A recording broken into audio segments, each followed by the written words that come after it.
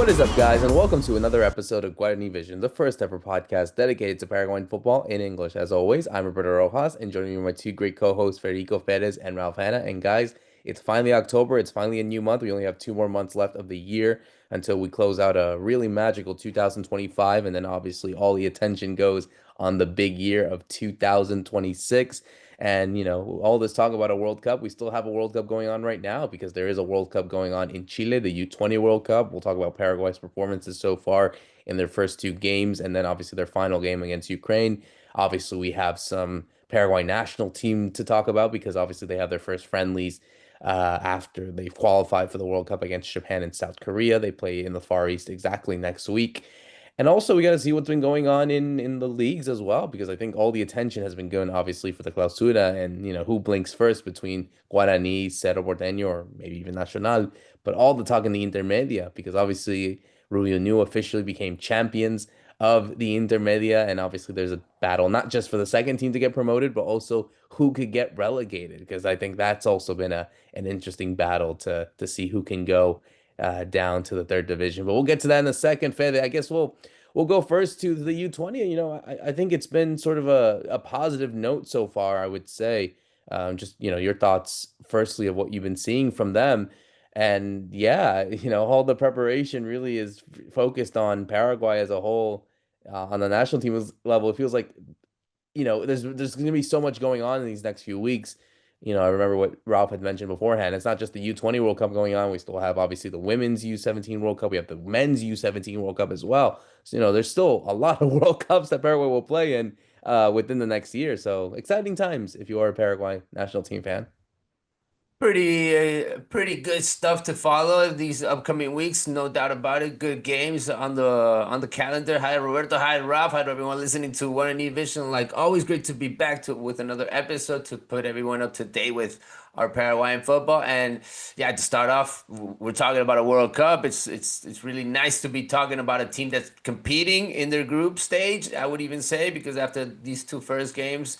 The team showed, I believe, both sides of it, the good football in the first game and the ugly football in the second match, where we had to hold on to the result and get a draw, which is actually, I think, a strategy result, even the way I see it, because we ended up with 10 guys and especially because this is the point and because I think this is the rival out of the three of them, which was going to put us probably in a harder spot or in a hard situation just because of the level that usually we see out of South Korea. So I think it was overall it was a good game, especially seeing our goalkeeper stand out, the defense again, because they really did a good job in the first game. Also, unfortunately, everybody's talking about Enzo Gonzalez, right? Who scored on the first game and then got sent off, got a red card in the second match. We're not going to have him against Ukraine, but we will have him after this game. Apparently, he would probably only get sectioned for just one match, but he's the difference maker, right, guys? He is probably that number 10, even though he doesn't wear it. He is that guy that can, I don't know, the Enciso in this national team. He can make the difference, and it's a shame that we're not gonna have him in this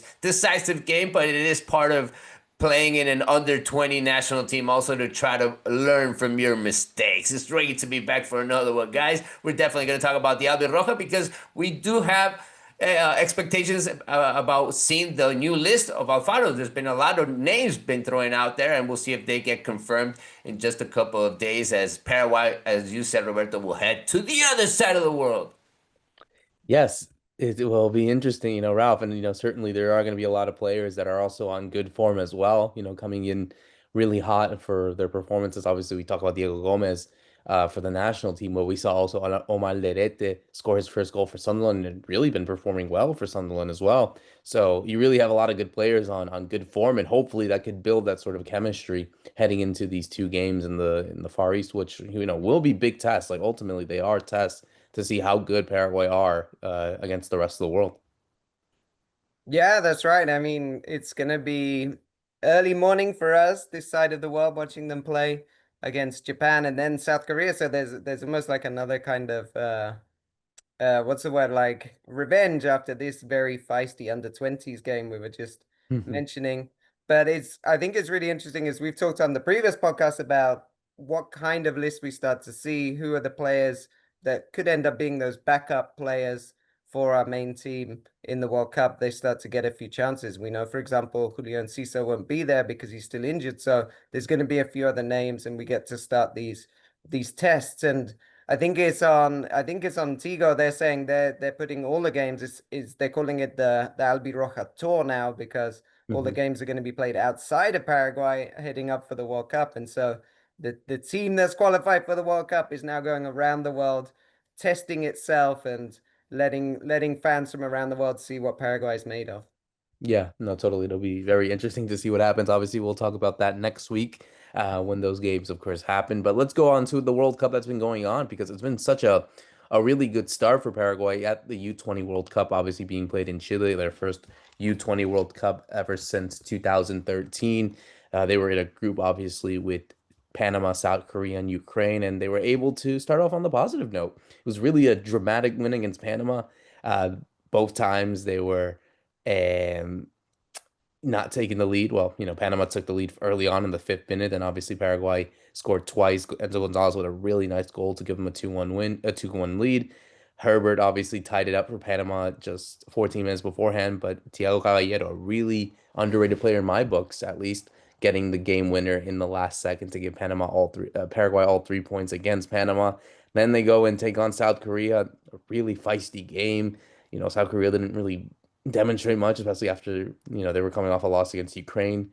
And also we saw Enzo Gonzalez, we saw the best of him against Panama. We also saw the worst. He got sent off for retaliating to a South Korean player, and that Paraguay had to play the entire second half with 10 men. And they did as much as they can. They did and got a 0-0 draw in the more typical Paraguay way. So, looking at how the group shapes up, they got Ukraine at the time of recording later today, where both teams are with 4 points. Obviously, goal difference, and basically whoever wins this game will obviously win the group.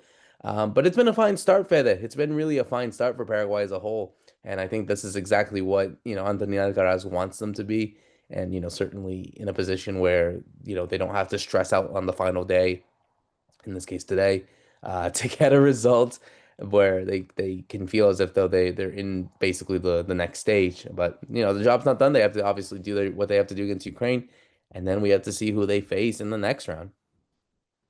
Yeah, and it's nice to see that, you're getting a response from pretty much every player that you're putting out there. I mean, Thiago Caballero making it through in the first game, making the goal that made the difference. And as of right now, it's our only win, and it's probably the win that's going to make us go through in this group stage, right? And you have to go through these kind of dramatic games. You kind of see those back and forth in these under 20 because they make mistakes, right? I mean, you see a lot of goalkeepers, you see a lot of defenders make mistakes. You see the level out there. You see the best players in the world. So it's not an easy tournament. We're gonna get some surprises. You're gonna make some mistakes. I think it's just part of the process in these under 20 tournaments. But it's nice to see that the players are responding to the coach. That there's a style that defensively we're very strong, and I love that from Paraguay. We're always kind of expecting that, to have a very good goalkeeper, to have a defense that physically can make the difference.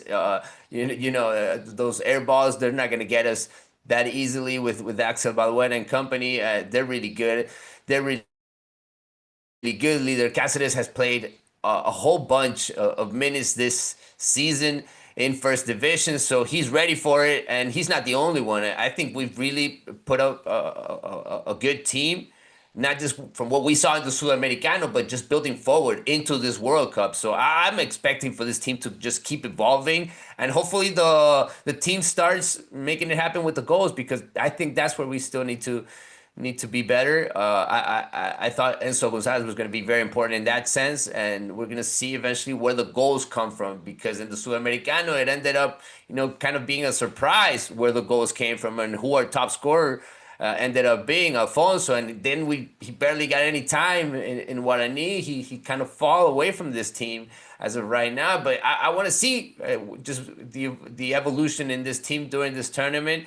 and follow a couple of players, Roberto. I mean, Facundo's Fran, what I'm seeing from this kid, and he started to play now in first division also for Olympia before heading into this World Cup. He even got the chance, and he really showed his stuff. Now we got another young goalkeeper coming into the scene. It's really nice. It's really good. And then we can talk a little bit about what happened with Enzo Gonzalez, why he got sent off, why he had that reaction.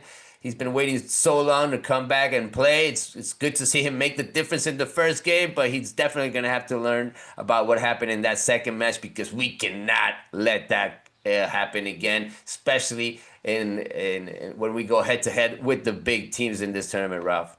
Yeah, that's right. I mean, I think you summed it up very well, especially on the defense.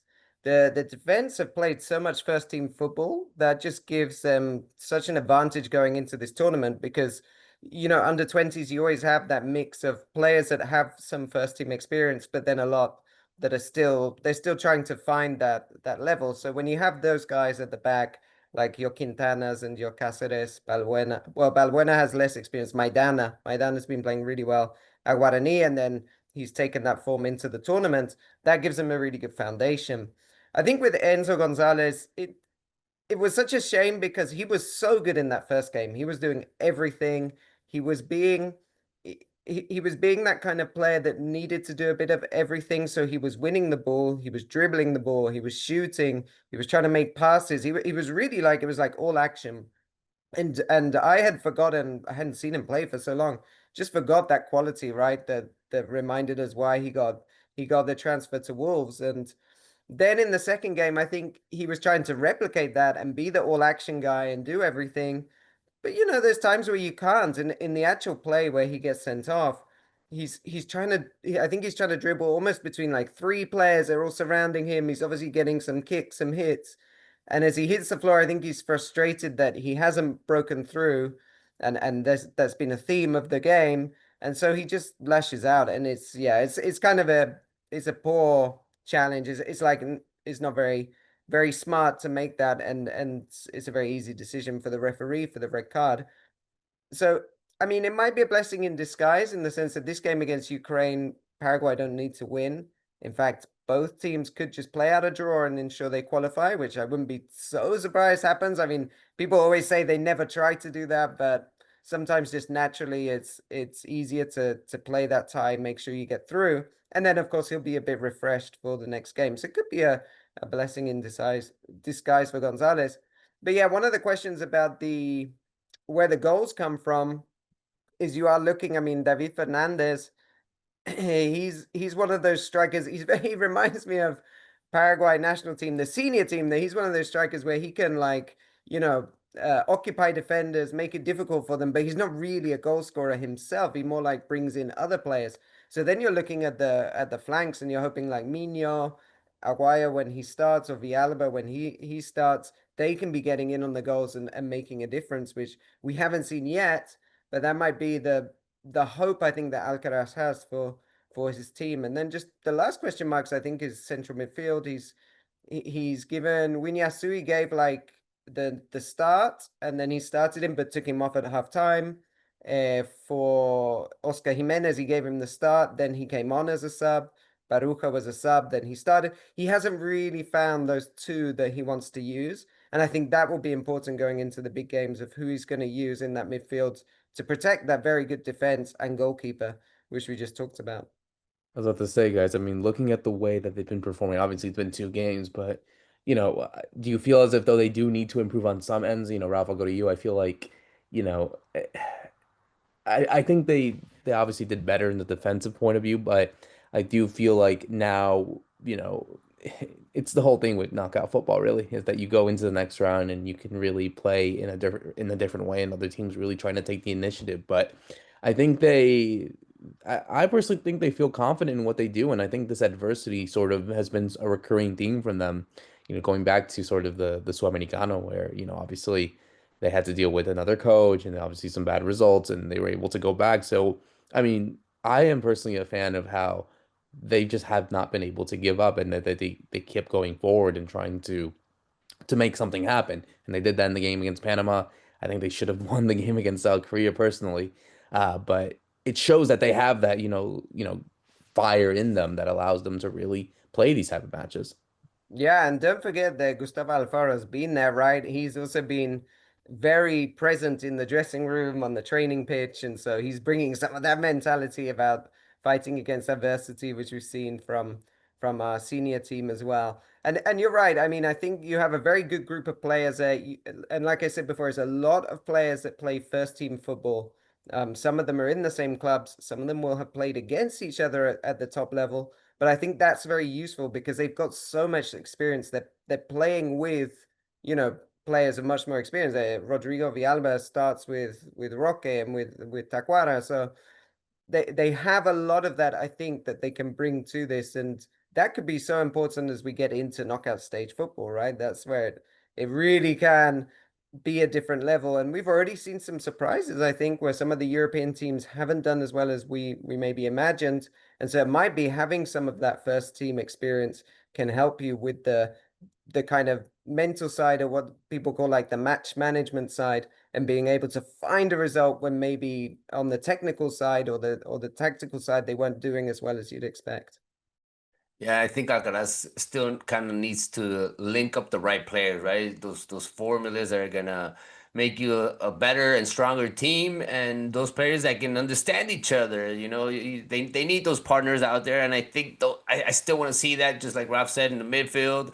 I want to see it in offense. Also, I'm kind of okay with what I've seen in defense and from our goalkeeper so far in this tournament, but we definitely need to evolve. We definitely need to step it up if we want to be champions, if we want to make it to the latter stages, because I think that's what you kind of need to aim at. You're already in the World Cup, you're already out of the group stage, so now you need to aim to win game by game and just be a better team as you go on the along the way. So it's going to come down to making the right decisions to the coach, also to see if who's really standing out, who's coming into the team and making the effort to win their spot over. And that usually happens a lot in World Cups, right? You see that players evolve and they take the opportunity that you give them. So I think what we see in these first games is not going to be the same as where we're heading now. The best part of this tournament, I think we're going to see Paraguay step it up because this team has the fight in them. This team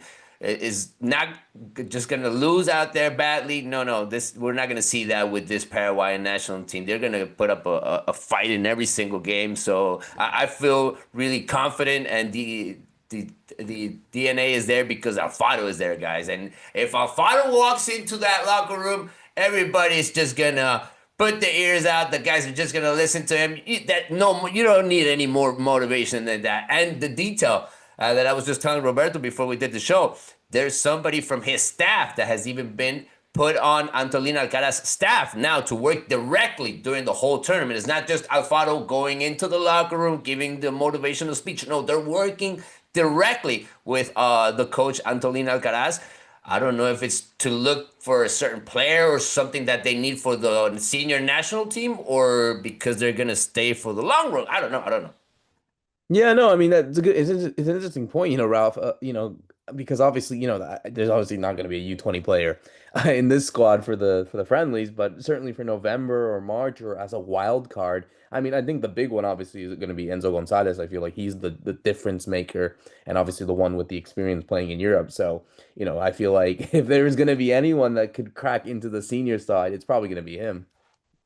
Yeah, that's right. He'd be the most prepared, I suppose, and he was in the Olympic team as well. And of course, there were many players from that Olympic team that are now in the senior side. So I think he's the one that you think could make a difference. So much is going to depend on what happens when he gets back to England, because he hasn't played a senior game for so long. Until these matches, he hadn't really played competitively since the Olympics. So there are still many question marks, but like you say, he's demonstrated some of that quality. We knew about his quality, but maybe it had become forgotten with the injury, or you never know how people respond after these big injuries. But the the kind of the pedigree is there, so it's if he gets some minutes, then he could be the one that makes a difference. And then just the other player that I think is he's not ready because he's still too young for that position, but the goalkeeper in Fran, I mean, he's been so good. He was so good in the Sudamericano. He's got some minutes for Olympia this year. And now he's proving again just what a good goalkeeper he is. He's still very young for that position, of course, but it's very nice to think about, wow, we've got, we got Orlando Gil and now we've got him. We've got this very nice succession plan of goalkeepers that can be coming through. Fingers crossed that it could all work out well. But obviously, we have to keep our eye on what's been going on at the U20 World Cup first before going into the future. And obviously, going into the future, I'm going to go to Fed on this one because obviously we have the Intermedia, of course, coming to a close very soon. Obviously, we have the final weekend of matches, final day of matches this weekend. New, we already know, has qualified. They are the champions of this Intermedia. But man, there is still a race to see not only who can go up but also who can go down. So I want you to tell me what is the case and yeah, what do you think might happen on that big weekend, this weekend in the Intermedia? Well, anything can actually happen, Roberto, because we're going to have 7 games happening at the same time, simultaneously during this crazy Saturday. I've never seen anything like this ever since I cover Intermedia second division football. For everyone that's listening, I cover the whole tournament. I've been following since the first week, so it's an exciting time to see it come down to the wire, right, to the last game, and we got so much to decide. We already got New coming back to first division. Capiatá is a team that has the biggest opportunity because they depend on themselves. If they win their game, they're going to come up also to first division, and they were playing in third division just a year ago. So for them, it would be just keeping on climbing this ladder right into back to the first division where they were. They even played Sudamericana against Boca not so long ago, and the relegation thing. I mean, that's a more complicated scene, guys, because anything can really happen there. We got a whole bunch of teams playing for the same situation. I would put my eyes on what could happen with Sol de America just because of this team and their tradition. This team was playing in first division not long ago. For them, it would be the other way around. As I was saying, the ladder for Capiatá would mean from going from first division to Intermedia and directly to third division. They've never played in third division. They were even champions at a certain point in first division. So this is a very traditional team. This is a team that usually puts out a lot of really good players in the market. It would be a shame to see them lose the division and go into that Primera B, but it could happen. I mean, they've been in a very complicated situation. They've been able to win these last couple of games because they would have been relegated even a couple of games back, but they made it possible, and they still depend on themselves. If they win this game, in this last match, they're going to be able to stay in the Intermedia one more year and see if they can come back in a couple of years to first division. But as of right now, as we're heading into these last games, guys, it could be Pastoreo, it could be Sol de America, it could be Tacuarembó, a team that was up in the first spots at the beginning of the season and is now fighting for relegation. It all depends because of this system, right? You have teams that divide in just one season. You got teams that divide in 2 seasons. You got teams that divide in 3 seasons. So anything could happen. We're going to have 7 games, and I'm ready for it. These showdowns are going to be a lot of fun, Ralph. It's a really crazy situation, and I mean, firstly, thinking about the promotion, everything is in favor of Capiatá, I would say, because they're playing again. It's in their hands, but they're also playing against the team Carapeguá that nothing is going to happen. So they don't have that motivation. Whereby San Lorenzo are playing Fernando de la Mora, who are one of those 6 teams that could be relegated. So there's obviously a much harder game there. And just going into this relegation battle, it's crazy because it's 6 teams. There's 2 places left, right, for relegation. 6 of those teams could be relegated. None of them play each other on the final day, so that could easily have happened, but it hasn't. 5 of them play away games, so it's only River Plate who play at home to Resistencia. And so there's so many permutations and so many things that could happen. I mean, it's hard to go through all of it, but I think to Fede's point is really looking at Sol de America and Tacuary for me. I mean, Sol de America, how have they got into this situation is crazy, having been such a well-run club, not just the fact that they were in Primera, but they were always seen as very good in terms of getting the occasional youth player that could come through. Obviously, they can't compete with the big teams, but they would find that good youth player. They would manage to keep them, move them through. They always managed money very well. They were sensible with the coaches they brought in. And it's kind of just, fallen apart now with these last two seasons, and it can show you how quickly and Capiatà at the other end, they're testament to that, who were so high, fell and are coming back. And then for Taquari as well, just like they said, they started so well this season and then everything's dropping off. And so these are two teams from the capital, or Sol de America is just outside, right? The stadium. But these are two very big teams from Asuncion that could be relegated. And then just one more thing to explain the intricacies of this whole system is that when you get relegated, there's actually two third divisions in Paraguay in a way. There's a Primera V Metropolitana, which is like for the APF clubs and the city clubs. But then for the countryside, they play in something called Primera B Nacional. And so the countryside clubs here, if they get relegated, they don't necessarily go down there. They might even go back to their regional league. So for the teams like Pastoreo, especially, or Guaireña as well. Remember, Guaireña were Sudamericana not long ago. For those two, it could be even worse getting relegated because they lose their kind of Paraguayan FA status, the APF. They go back to the UFI, the other tournaments. I mean, it's just so much going on. It's all happening on Saturday for people that are interested and want to follow. The games are on TV in Paraguay, or some of them will be. I don't think they can do all seven, but it will be available to view, or there'll be highlights as well, so people can watch out. Because I'm sure we're gonna have a crazy story coming from there. So I gotta tell you guys then, who do you think goes up and who do you think goes down? Fede, I'll go to you first. I think Capita's gonna make it happen somehow, right? I think they're on the driver's seat. San Lorenzo has really put up a fight in the second half of the tournament with Sergio Orteman. Ever since the coach took over, they really picked it up. That's why they're in the fight until the last game. They weren't in it really a couple of games ago. It was 12 de Junio, the team that was the third in the talk, sitting in the same table, but. I see Capital making it happen. I think they're gonna win this game, and they're gonna come back to Primera with Julio Irrazabal being their coach, a feisty player back in the day. He's gonna bring in some really interesting stuff. We already got Rubio New there, and as for relegation, oh my God, what is that? Is that a hard one, right? Because you have the combination of the games and. I think Sol de America is going to win. I think they're going to make it happen. There's a lot of money at stake also. There's a lot of money going around because you need to motivate the players. So that also goes into this situation. And the pressure is on the players. It's always very interesting to see them in these kind of games. I think Sol de America is going to win their match. I don't think Pastoreo is in a good position. So I think they're going to be relegated.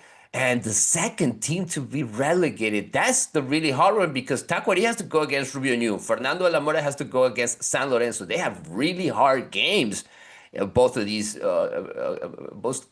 teams. So I don't see I don't see Tacuary making it happen, to be honest with you guys. Oh, I think Tacuary could really fall into that third relegation spot. So I'm gonna go for Pastoreo and Tacuary. I think it could happen with a certain combination of results. That could be the scenario, but just like Ralph said, we have six teams, so to combine and to think of all the things that could happen, you can do your own pick, Ralph. Let's see who wins it. It's complicated. I mean, I think for me, Pastoreo as well. They're the lowest in the Promedio right now as it stands, and it looks difficult. Even if they win, they'd need pretty much all the other teams to lose. So I can't see that happening. So I think they would be down.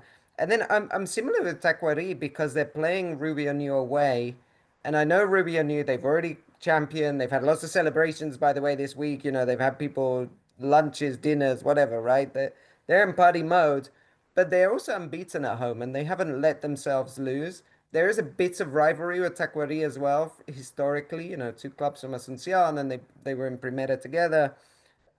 I'm looking at a table now of the permutations. So even if they drew, it wouldn't be enough to keep them up, assuming that most of the teams win. Sol de America don't lose.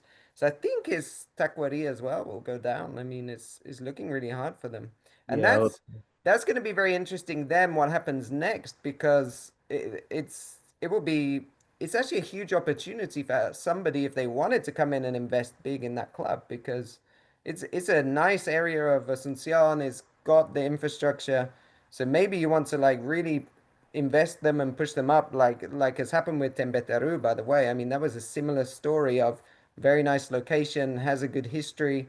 Let's invest big and bring you back up. So again, could be blessings in disguise. We'll see. Yeah, no, it'll be an interesting one to really assess, and I think it shows how really interesting this race has been, Fede. You know, the fact that we're all the way to the final day and you still don't know who could go down and who could also go up. I think that's what makes the league so interesting. Yeah, it's one of the most exciting tournaments, really. I would even say that this year in particular, it was way more exciting for me to follow the Intermedia than the first division, especially during this clausura, guys. I mean, this one has been a really weird one with Olimpia being totally fried out, with Libertad, the last champion, being totally cold and not finding their stuff. Cerro even changing managers, even though they're still fighting it. You have Guarani kind of taking over. They won in Copa Paraguay also this week. So you're kind of seeing this team take over the semester. So, in first division, you're not seeing those strong teams. You're not seeing the best out of everybody. But in Intermedia, it's a fight in the mud, even to the last game.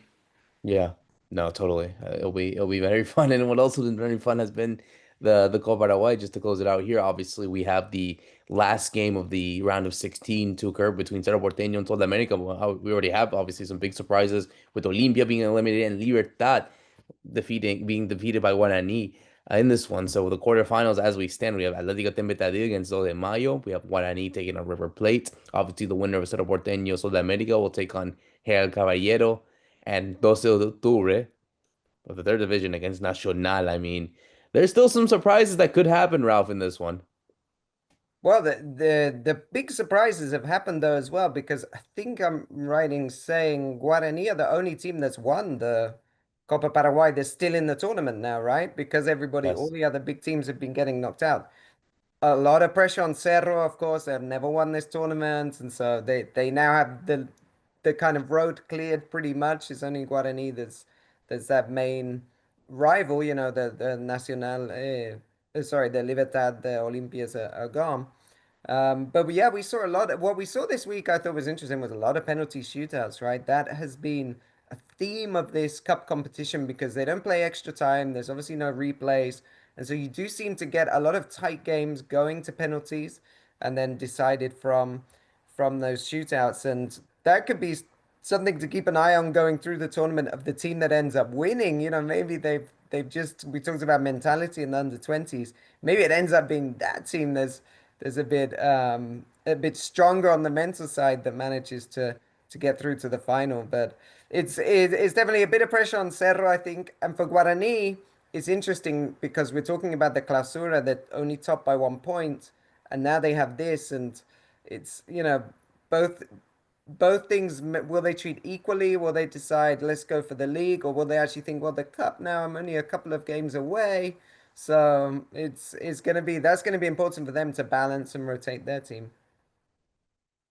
This is a very interesting competition, guys. I think it's totally up for grabs for any of these teams. And let's not forget the prize, right? The opportunity to play Libertadores in the first stage. So for these small clubs, it's a huge one. And now you're seeing that, okay, Olympia's not there, Libertad's out of it. So the road is a bit more clear for teams like, who knows, 12 de Octubre of third division. They wouldn't play the Libertadores, but I'm just saying, I mean, they're still in it. You have River of Intermedia still in it. I mean, these are teams that can actually surprise a couple, especially if they take it into penalties, which is something that happened a lot, like you guys mentioned this week. And then you have the opportunities for teams that are kind of ending the year in a better form than they were a couple of months ago, like Dos de Mayo, for instance. They've been on a streak. I think they won 5 straight lately. So watch out for these kind of teams. They get hot on the right time, and when these competitions are coming to the latter stages, watch out for these teams. They can actually surprise. I think Nacional can also pull out a good run in this competition. We'll see if Guarani can win both at the end of the year because they're fighting for the Clausura and they're still in it for the Copa Paraguay. So this Copa Paraguay is really interesting as the years go by, Roberto. Every year it gets better and better, and we're seeing that the competition is tight. I mean, a lot of penalties. Again, I expect that on the next round. Yeah, no, it'll be very fun. It'll be very nice to see what happens in the next round, as we always do and cover here on Guarani Vision, to close out another great episode for myself, Roberto Rojas, Fede Perez, and Ralph Hannah. Thank you so much for listening in. See you soon.